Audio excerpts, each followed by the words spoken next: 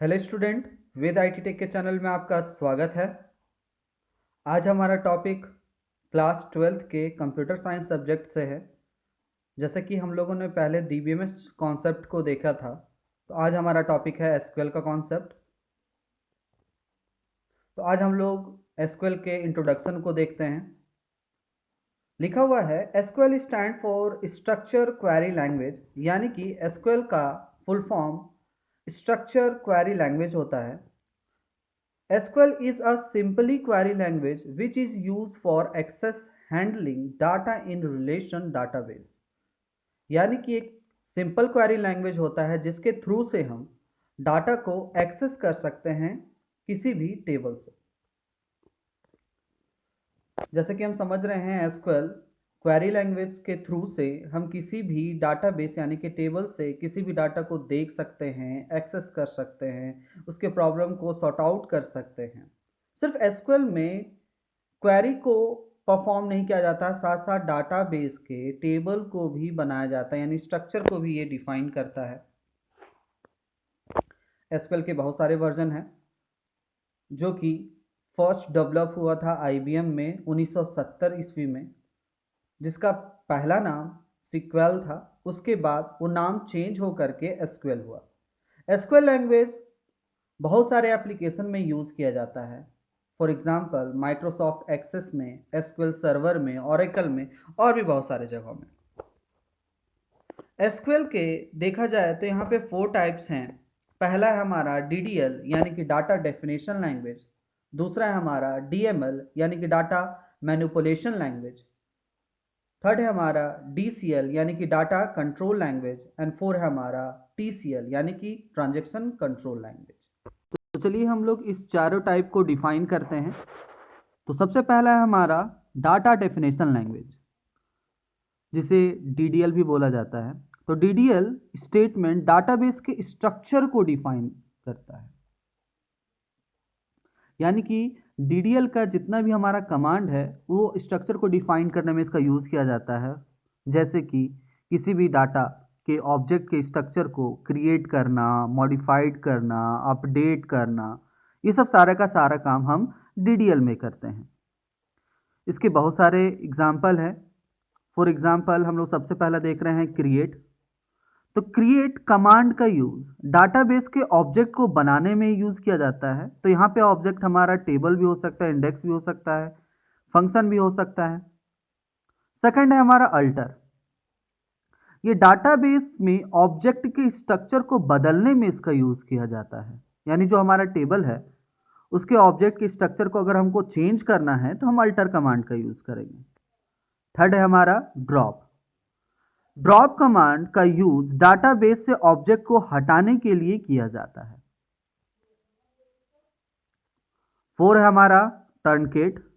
टर्नकेट command का use object में सभी रिकॉर्ड को डिलीट करने में किया जाता है, साथ ही साथ वो स्पेस को भी डिलीट करता है। पांचवा है हमारा रीनेम। तो रीनेम कमांड डाटाबेस के ऑब्जेक्ट को नाम बदल देता है। फॉर एग्जाम्पल अगर किसी भी टेबल का अगर हमको नाम चेंज करना है तो रीनेम कमांड का यूज करेंगे।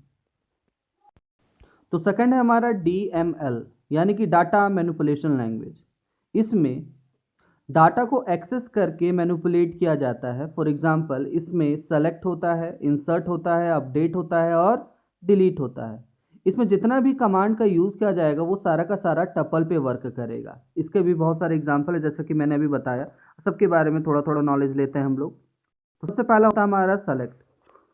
तो सेलेक्ट का मतलब होता है किसी भी डाटाबेस में डाटा को रिट्रीव करने के लिए, यानी कि लाने के लिए हम लोग सेलेक्ट कमांड का यूज़ करते हैं। सेकंड है हमारा इंसर्ट। किसी भी डाटाबेस के टेबल में अगर डाटा को इंटर करना है तो हम लोग इंसर्ट का यूज़ करते हैं। तीसरा है हमारा अपडेट। कोई टेबल में हमारा डाटा है, अगर उस डाटा को अगर हम चेंज यानी कि अपडेट करना चाह रहे हैं तो हम लोग अपडेट कमांड का यूज़ करेंगे। डिलीट यानी किसी भी टेबल में जो अनवांटेड डाटा है जिसको हमको हटाना है तो उसके लिए हम लोग डिलीट कमांड का यूज़ करते हैं। थर्ड है हमारा डाटा कंट्रोल लैंग्वेज, यानी कि DCL। DCL से ही समझ में आ रहा है किसी भी डाटा को कंट्रोल करने के लिए इस कमांड का यूज़ किया जाता है। तो DCL जो कमांड होता है वो किसी भी डाटा को एक्सेस करने का परमिशन देता है। फॉर एग्जाम्पल इसके दो हैं, ग्रांट और रिवॉक। तो ग्रांट कमांड का यूज़ करके आप किसी भी यूज़र को डाटाबेस का एक विशेष अधिकार देते हैं कि आप उस डाटाबेस को यूज कर सकते हैं। एंड सेकेंड है हमारा रिवोक। रिवोक कमांड का यूज़ करके जो आप परमिशन दिए थे उसे आप वापस लेने के लिए रिवोक कमांड का यूज़ किया जाता है।